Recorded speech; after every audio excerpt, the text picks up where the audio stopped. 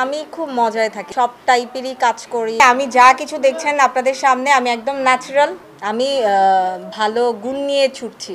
কমেন্টসে যারা আমাকে বিয়ে করতে চাচ্ছেন, প্রপোজ করছেন, থ্যাংক ইউ আপনাদেরকে। আমি ভেবে দেখব। আমার রূপের রহস্য আমার ভালো মন মানসিকতা। আমি রিসেন্টলি ধারাবাহিক নাটক করে এসেছি, মার্ডার, সিলেটে শুটিং করে এসেছি। এটা খুব তাড়াতাড়ি অন ইয়ার হবে এবং রিসেন্টলি আমার একটা গান আসছে রূপনগরের রানী, সবাই দেখতে পাবেন। খুব ডিফারেন্ট একটা গান, আই থিঙ্ক ভালো হবে।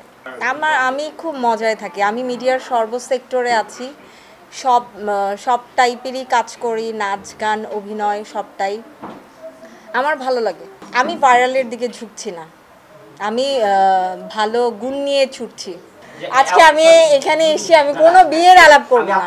পার্লারের সার্ভিস অবশ্যই প্রত্যেকটা জিনিসের একটা যত্ন আছে। আমি আমার নিজেকে যতটুকুন যত্ন করব তত আমাকে সুন্দর লাগবে, আমার ফেস গ্লোয়িং হবে।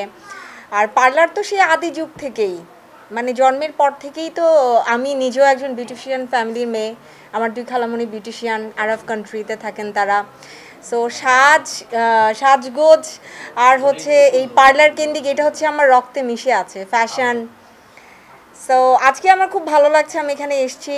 আর পরিবারের মতো একটা সবাইকে দেখতে পাচ্ছি, পরিচিত সবাই, প্রিয় মুখগুলো।